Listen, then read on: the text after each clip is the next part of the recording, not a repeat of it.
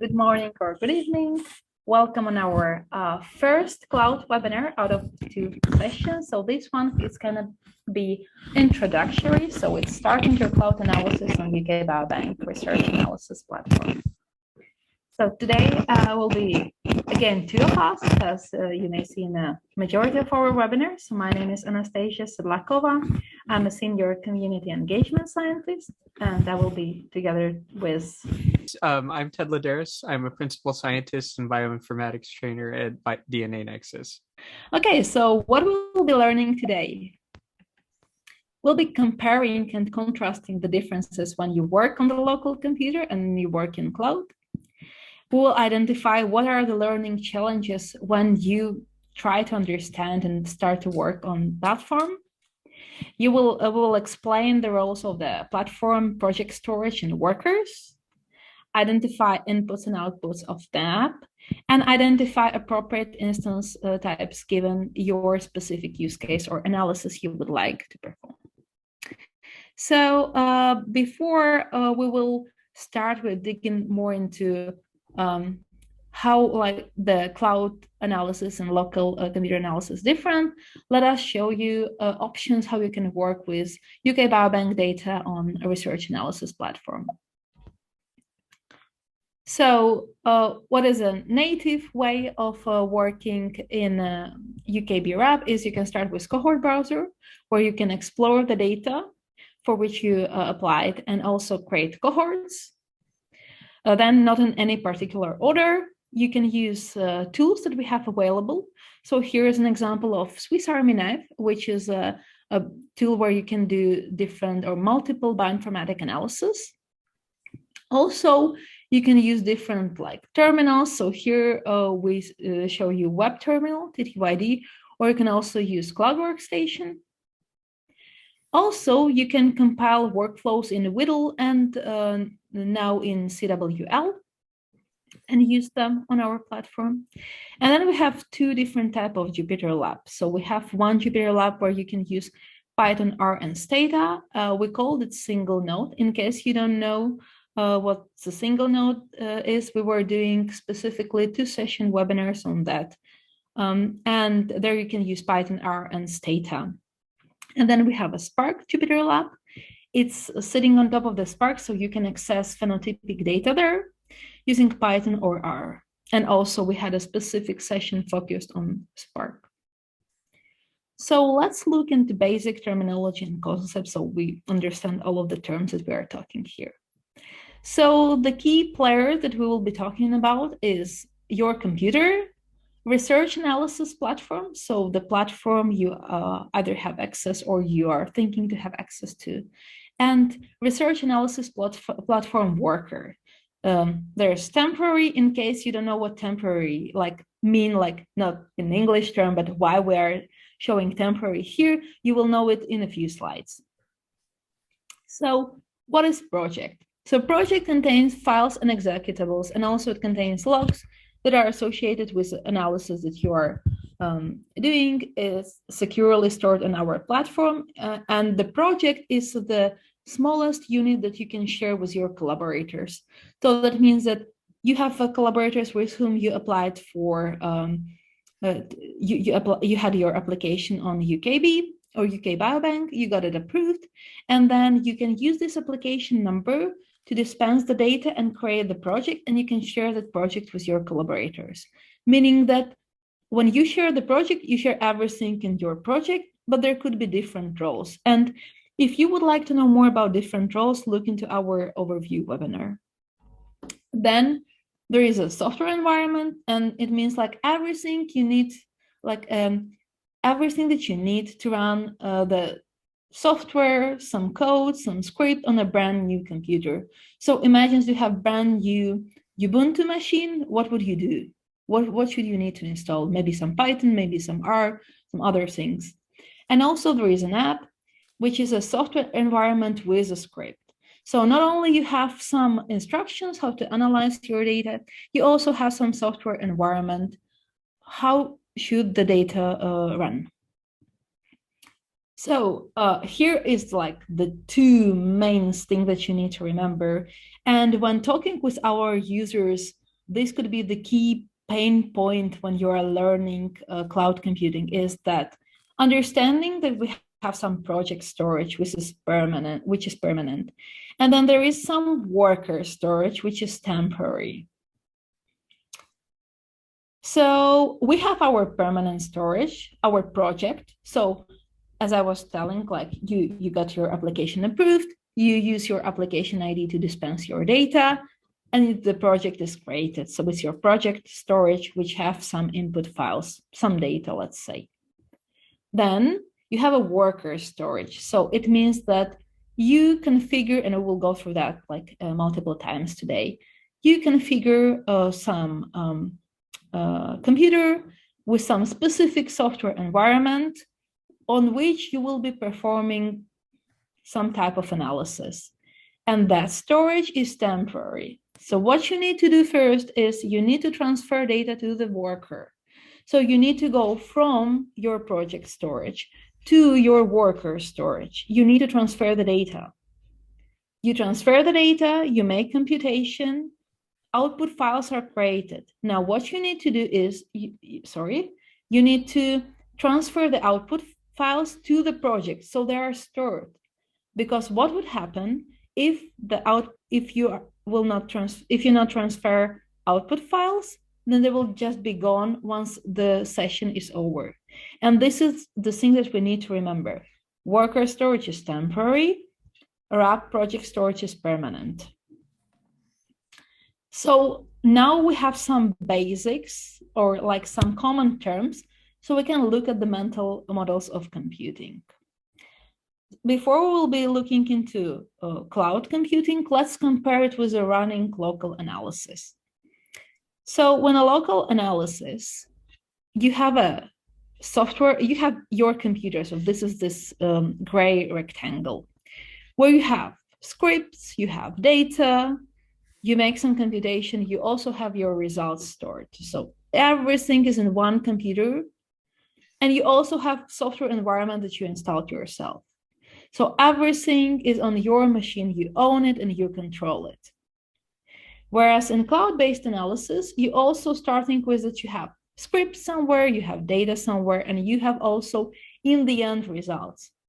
But what do you do here is that you are requesting an ephemeral worker. So you request, we'll call it instance. You then need to transfer scripts and data from the project storage. You provide environment.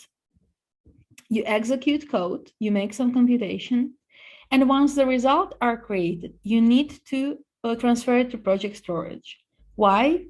Because worker storage, which is this storage, is temporary and it will disappear. So in case you're interested in your output results, which would be the major case, because like why are you then doing analysis, you need to transfer them to project storage. So here it's just what I say, but like in a table format, is that for local machine, you own it. For cloud is not, you are renting it, and the machine is created based on your specific configuration. On the local machine, you install it, the software environment, and on the cloud machine, research analysis platform installs some of the software environment. The software packages you installed in the both case, but on the cloud, RAP can help you with some of them. Code is already available on your local machine. For cloud, you need to transfer it, again, from project storage. And the same goes with the data. So it's already on your local computer, but you need to transfer it.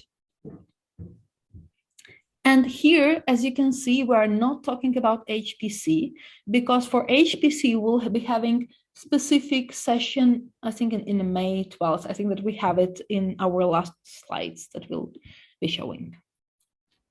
So what is the use case that we'll go through is that we have a VCF files on RAP. We want to run snippf to annotate variance.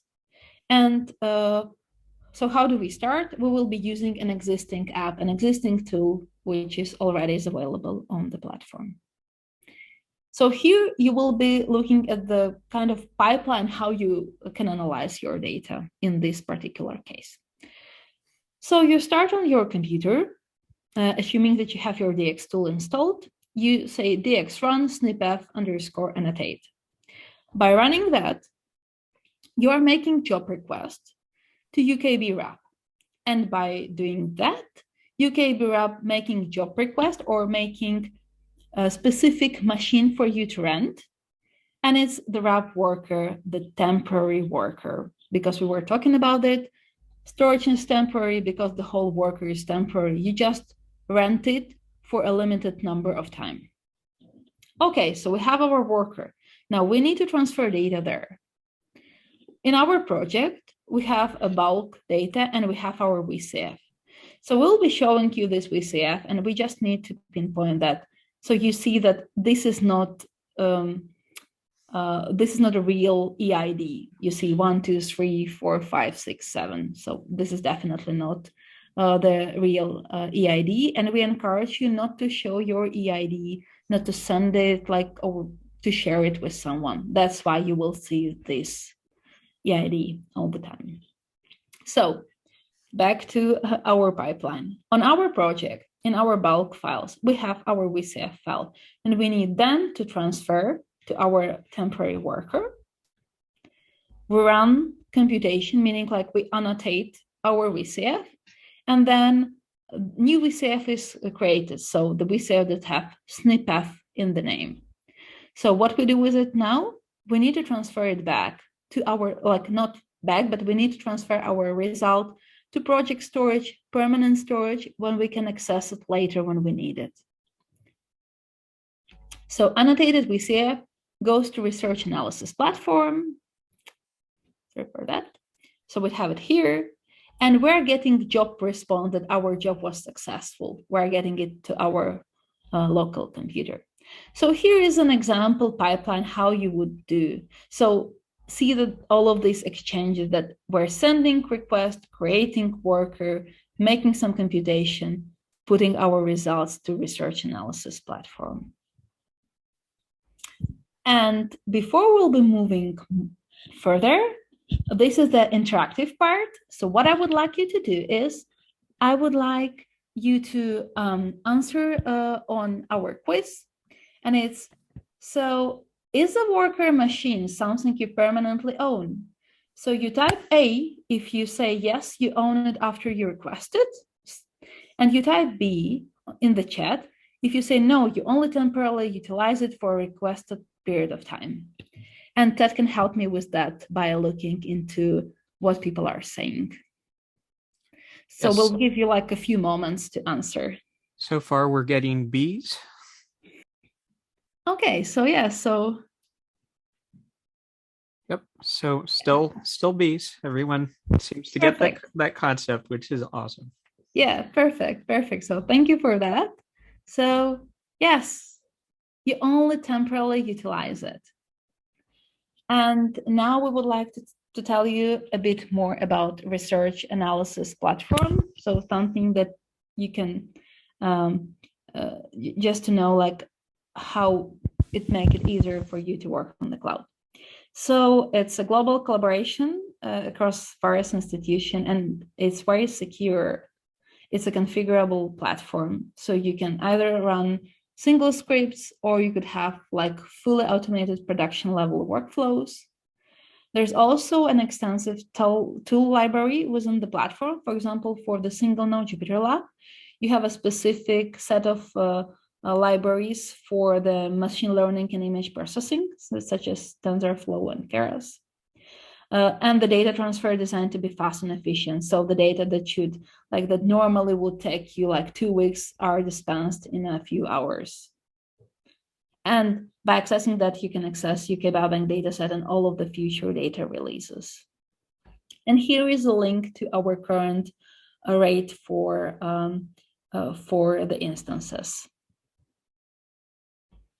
Okay, so now we'll be telling about, so it's very nice that everyone gets that we have a temporary storage on our worker, but still, when we are talking with our users, they say learning, this is it's a pain. Learning cloud computing is a pain. So let's look more into that, why actually it is so. So if you are if you think that it's hard for you to learn cloud computing, it's because it is. So why?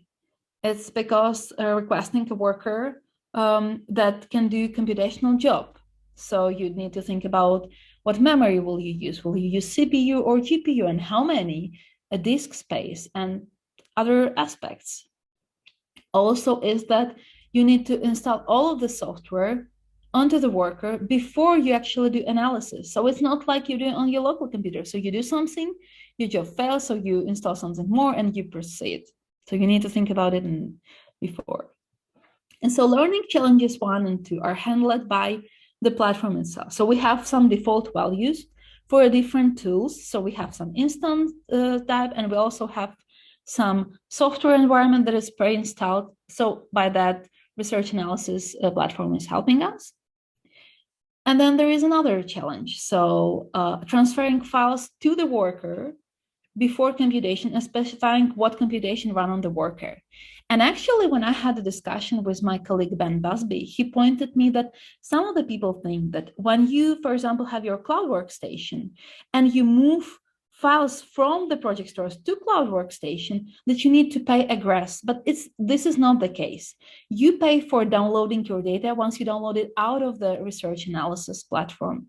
So sometimes when people say, oh, this will cost me, so this is not the case. When you are working inside the platform, this is not the case for that. So just once again, so we're focused on our learning challenge, is that you need to transfer data from the project to the worker before you start any computations. And connected with that is once your computations are finished and you have some results, you need to transfer them back to the project. And hopefully I will not be hypnotized. And Ted, in case I will be hypnotized, just tell me something. So I will move to another slide, because Ted found a really very nice GIF to just show that the cloud computing is difficult.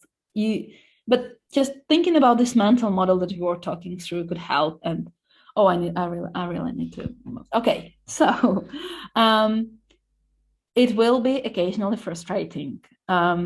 So here is an example from TED, but I have multiple examples from myself when it's just, it's failing, and it's just failing, and you're just it is really frustrating.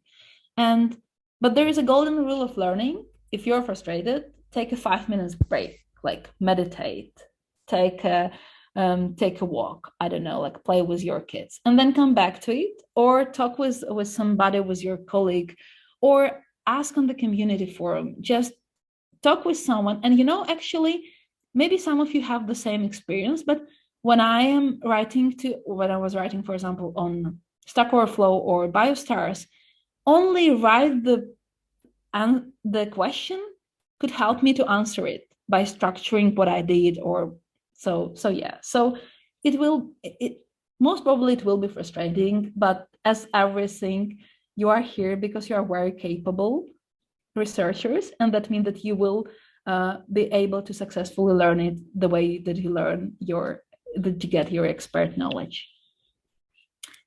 So cloud computing, as we said, is about thinking 2 steps ahead. So let me show it here, that our example with our annotation is that, so you need to transfer the data to the storage, you need to run the computation and generate results, and then you need to move it results to the project. So here we have quiz number 2. So we see that we're transferring a file onto the working directory of the worker. So that's that teal box that says worker storage. So we're going to run a command on the worker, but we want to know how you refer to that file we just transferred. So is it going to be data/chr2vcf.gz, or is it B, chr2.vcf.gz? And our answers so far are B. Mm-hmm. There's a B with a question mark, but be confident. That's the correct question answer. So Okay, far, yeah. all of the answers are B. Right, right. We have one A, and I think that's about it. Yeah. Yeah, yeah. Okay, so just go. So yeah, so the correct answer, and we'll have it. Oh, sorry, here is that B, because the thing is that we transferred this file to our worker storage. So right now it's not in the folder data, it's on a worker, let's say home directory. So we will, unless we are specifying that it should be in some subfolder, which we were not specifying here, we should refer to it as a just file name itself without saying that it's in data. Okay, so now that you can tell a little bit more about how you can run apps on files on research analysis platform. So just to kind of give context, so we started learning about kind of the processes of running cloud computing on RAP, and we talked about a little bit about the key players. So let's actually get a little more concrete and like dive into our example. So we're going to be running an app on a file on the platform. So let's just talk a little bit about apps and applets. So if you were at the overview, you'll know a little bit about this, but this is just to kind of formalize it so everyone is on the same page. So we talked about kind of software environments and the challenge of installing software on the worker. So one nice thing about apps is that they help you address that challenge. So you can think of them as a pre-built software environment, and it's basically gets installed onto the temporary worker. And the cool thing is, once you start getting very once you start getting more advanced on the platform, you can actually build your own customized applets with your software. So if you're interested in this particular app that we're going through, so this is called SnpF Annotate. This is the link to the documentation here. So let's talk about what apps kind of actually do. And this kind of part of this is to show that, you know, the apps are kind of built to address these learning challenges. So at a minimum, an app is going to basically request a worker. And like we mentioned before, you know, all apps have some sort of default value for this kind of the instance type of the worker. And we'll be talking more about kind of finding instance types in the next section. It also configures a worker's software environment. So that's challenge number 2 that I just mentioned. And nicely, it establishes data transfer, so to and from the worker.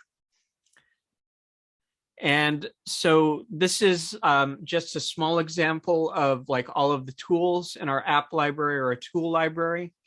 But I do want to emphasize the ones that are in a little darker color here, such as Swiss Army Knife, TTYD, Jupyter Lab with Spark Cluster, Cloud Workstation. These are kind of, we call them kind of general purpose apps because you can basically do a lot of work with them.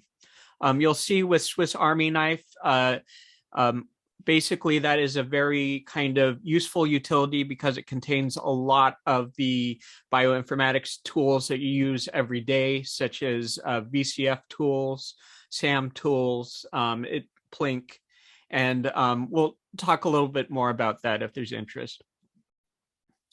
So one question you might have is, why are there so many apps? Why isn't there just one app on the platform? So as we discussed before, you know, the software environment and the dependencies, so everything that you need to install before you can actually run that software, those dependencies are different for different bioinformatics tasks. And the computing requirements for different tasks are also different. So some may require more memory, some may require multiple cores, some may require more disk space. And we'll be talking more about that in a little bit. And then finally, some apps are actually accessed via a web interface. So if you sat in on our previous webinars, for GWAS visualization, we had a example called Locus Zoom, and there's also Jupyter Lab. So again, part of the deal is that apps run on files. So we're going to focus on annotating a VCF file here.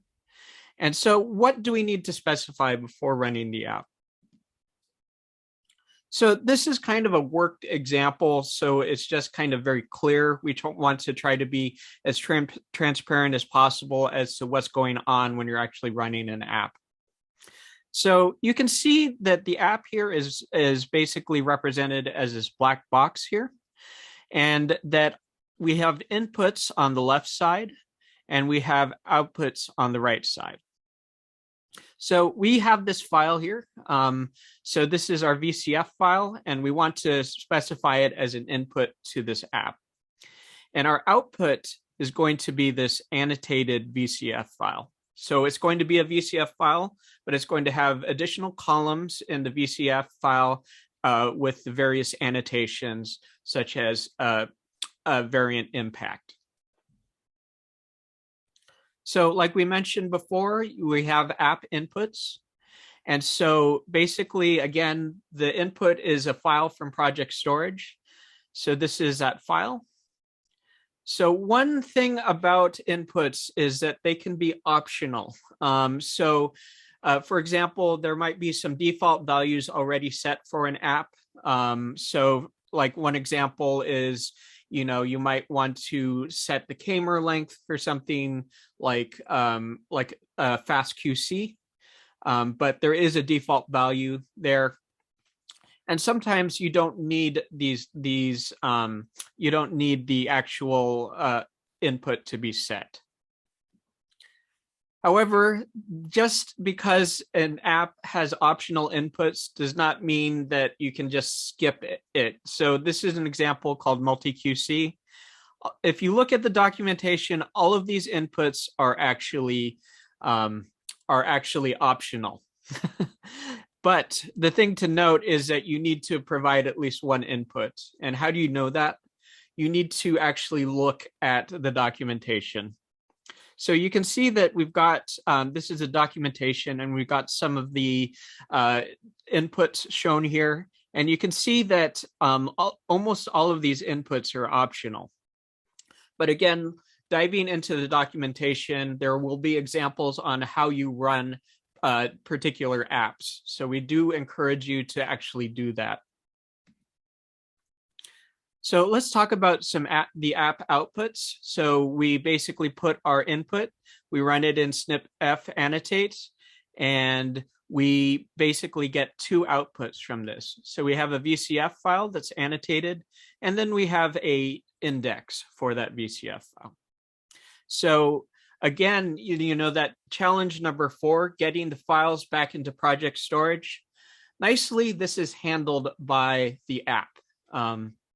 And when you get more advanced and you start building your own app, you can basically set these inputs and outputs. Essentially, a app is kind of a wrapper for a piece of software. And if you're interested in that, we do have 2 webinars on utilizing apps on the platform and building your own apps. So how are we going to access our snipf annotate app? So you can access it by going to Tools and Tool Library. And you can basically search for snipf annotate with this search box right here. And then it will pop up. And again, really, when you're getting started with an app, looking at the documentation for the app. So when you first basically you click onto Tool Library and you basically start up the app, it basically will take you to the documentation first. And it is critical to be successful on the platform to read the documentation. So once you have basically kind of started it by clicking this Run button here, you'll be in what's called this App Runner window, which has that kind of visual representation that we were just kind of going through. But it also is where you're going to set any options or inputs for your app. So most importantly, we need to set our VCF file here. And so that's going to be under this Analysis Inputs tab. So when you click into that tab, you'll see that there's a 1 here. That means that there is one input that needs to be set, and it is required. So how do you know an input is required? From just the interface, there is going to be a star next to that particular input. But you can see that there is also some options that you can also set. So, you can specify which build the genome comes from. So there are this ability to kind of customize the output. So here I'm showing you basically an app, the documentation for an app called Freebase. So this is a variant caller. So what I want you to do is basically look at this documentation and let me know which input is optional for this app. So is it going to be A, sorted BAMs, B, genome FASTA GZ, or targets _ bed? If you're interested, you can look at the documentation here, but we're happy, this should give you all of the information.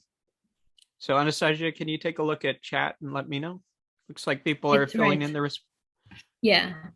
So it's C. Yeah. So far it's only C.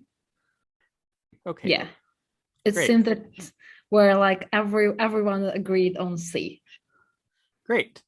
So yes, the answer is C. And how do we know that?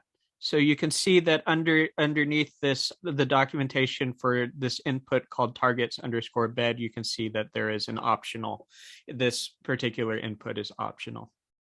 Were some great questions, so I just want to take time to answer one of them. And we'll talk about batch mode in just a little bit.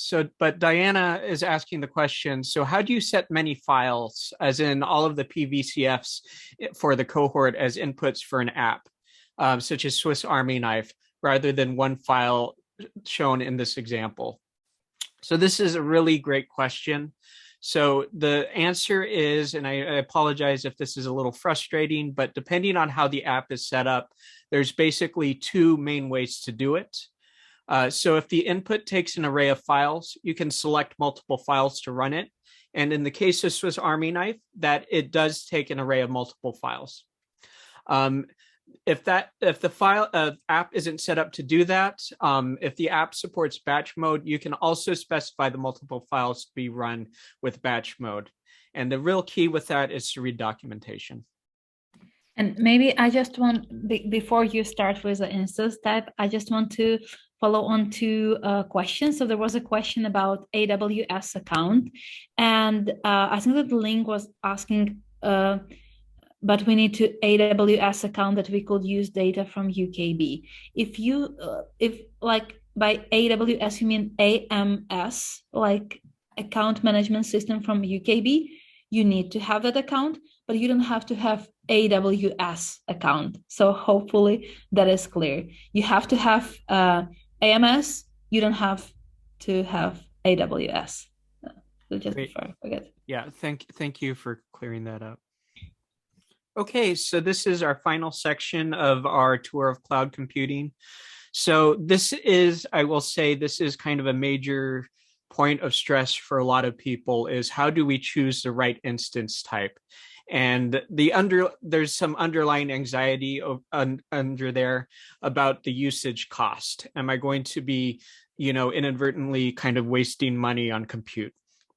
So this is just kind of a quick discussion about kind of what impacts your usage cost. Again, we know that there is a lot of anxiety about this, so we want to really kind of give you some advice, concrete advice here. So what impacts your own usage cost?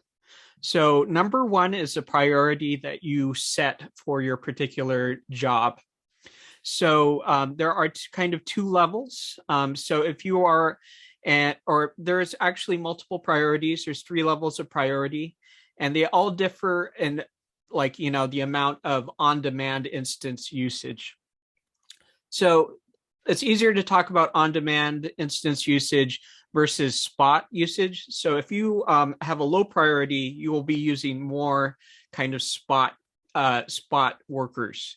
So these workers can be preempted by those people who have on-demand, and that is because the on-demand people are actually paying more for that to get more priority on the research analysis platform. Another thing that impacts your usage cost is the number of workers that you use for your particular job. So one natural kind of pattern is this kind of scatter gather pattern. So say you want to run on multiple files. One kind of natural way to do that is to run each of those files on a separate worker. And we'll talk about some ways to kind of optimize that in a little bit. And then the last, again, so this is the instance type and resources. And this is really dependent on the memory requirement of your software, how much disk space your data needs, and the number of CPU, GPU cores that you need in your job. So let's talk about, this is just kind of a visual guide to kind of reading like the instance types. When I first kind of encountered them, I was a little overwhelmed. So this is just kind of a little bit of a guide. So the first, so basically instance types have these kind of 4 entries in them. So the first is the memory that is available per core. We'll be talking about like the different classes in a little bit. These numbers here are actually the numbers for the total amount of memory, but we'll get into that in just a second. So there is basically instances that have different amounts of disk space available. So there's not only like solid state storage, which is very quick, but there's also hard disk based storage. So those instances tend to basically have much more storage available. There's going to be a versioning. So when possible, choose the version 2. So this is just basically the version 2 is optimized to get you a little more bang for the buck. So when if possible, choose a version 2. The final thing is this suffix, this X suffix. So this signifies the number of cores that are available for that particular instance type. And depending on whether you need CPUs or GPUs, you can have up to 2 to 128 cores available in an instance type. So this is a bit of a busy table, but we just want to, again, kind of give you some guidelines and a way of thinking about how you choose your instance type. So number 1 question is, does your software utilize multiple cores? So there are some utilities that basically are optimized to run with multiple cores. So you can concentrate on the suffix here. So you might basically request a 16 core instance in that case. Is your software GPU optimized? Then you can concentrate on these GPU based instances. And again, so how much memory does your software use? So this is basically, you want to concentrate on this kind of memory class here. If your software needs more disk space or your data needs more disk space, you should concentrate on this disk space class. And again, always use version 2 of an instance type when possible. So there is a question about what is the difference between version 1 and version 2? Yeah, like I mentioned, so version 1 is kind of it was kind of the version that we were using beforehand, but there has been some optimization for the version 2. So in general, like I said, in general, the version 2 basically gives you more bang for your buck. So just concentrate on version 2 when possible. So hopefully that answered that question. So we already kind of talked about, all of the different ways of varying the instance type, whether it be number of cores, available memory, or storage. In this example, we're just showing all of the MEM1 instance types. And you can see that this is, it scales with basically the number of cores. So we're just basically increasing the number of cores as we go down. And the nice thing is that when you're doing a DX run statement, there is a flag that you can use, a -- instance type, to specify running your job on a smaller or bigger instance as needed. So I want to clarify things. So one thing you might notice is that these all have the same mem class, but the amount of memory and is increasing as you add more cores, and the amount of storage is increasing as you have more cores. So one key thing is that each of these classes, such as mem1, mem2, or mem3, they are all scaled so that each core in an instance has access to the same amount of memory and disk space. So let's just do some quick computations. So you can see that this mem1 SSD X2 instance type has 4 gigs of memory here. And there's 2 cores here. So if we basically do that calculation, you'll see that we have 2 gigs available per core. But if we look at this different version, so this, you can see it's scaled by by 4 times that size. So it's an 8 core instance, so 8 CPUs. The memory is increased to 16 here. So if we do the math, 16 divided by 8 still equals 2 gigabytes per core. So again, like, this is just some basic guidelines to kind of give you some guidance, but how do you actually do the profiling?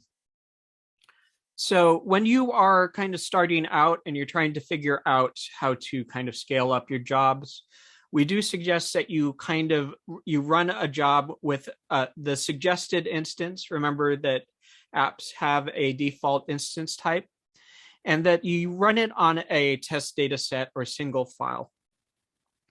And you can basically, when you actually look in the job logs, when the job has finished successfully, you can see the usage. So you can see in this example, and apologies that it's so small, you can see it in the slides when we'll have them available, but you can see that it only used 22% of the CPU, and it used only about 1/4 of the memory here. So this again, so just some guidelines for kind of scaling your instance type. So if you're basically your test job is underutilizing instance the resources, you have the option to scale down to a smaller instance type. And again, hopefully this kind of alleviates that kind of anxiety that, we're using too much compute, we're using too much costs. I will point out, like, as Ben Busby has mentioned before, is that the costs for computing on RAP are very competitive. Finally, if your job runs out of memory or your job is running slower than you expect, you might want to consider scaling up to a larger instance type. So this is our final quiz. So this is we're going to kind of talk about something concrete. So you want to align 10 BAMs, then there are about 10 BAM files. Sorry, this should be FASTA files. Apologies. So you want to align 10 FASTA files of 25 gigabytes on a single instance type. So we're going to stick with 2 cores. You want to download all files before you start aligning. So which of the following instance types is more appropriate? mem1 SSD1 X2. So that's a 2-core instance with about 50 gigabytes total disk memory, or mem2. And we mentioned that there is a hard disk based instance type, HDD2 X2. And so that's a 2-core instance type with 840 total disk space. So let's just take a quick time to kind of answer this in chat. Anyone have any ideas? So it's A, but mostly B. We have B, B, B, and one A. B and a question mark, A. Yep. B. Let's give it a few more moments. A. So yeah, I will say the key piece of information here is that you want to download all of the 10 files to the instance before you start aligning, or the worker, sorry. So it seemed that there is no new answers. Okay. So in this case, since we wanted to download all of those files, so I'm just doing some rough math. So 250, that's going to be 250 gigabytes. So if you just do some comparison, you need to probably work with that second instance, the hard disk based instance. So this isn't completely true. There is file streaming on the platform, but this is a little bit more of an advanced topic. I believe we'll cover it when we go into the HPC user specific course. So we're almost out of time, so let's just wrap things up. Talking about batch processing. So just want to so a lot of the times, like for example, for the exome data, you have 200,000 files to process. So how do you best utilize those workers? So one approach might be to basically use one worker per file. So if you manage your resources, it's possible to execute that in one day. But one thing you will come up against is that each user on the platform has a hard limit of 200 workers simultaneously. So one way to kind of work with this limitation is to process multiple files on use one worker to process multiple files, but you kind of divvy up the files among a set of workers. So I cannot stress more that this is a really great resource. This is an article that Chai wrote called Guide to Analyzing Large Sample Sets here. So this is some of the guidelines if you read that article.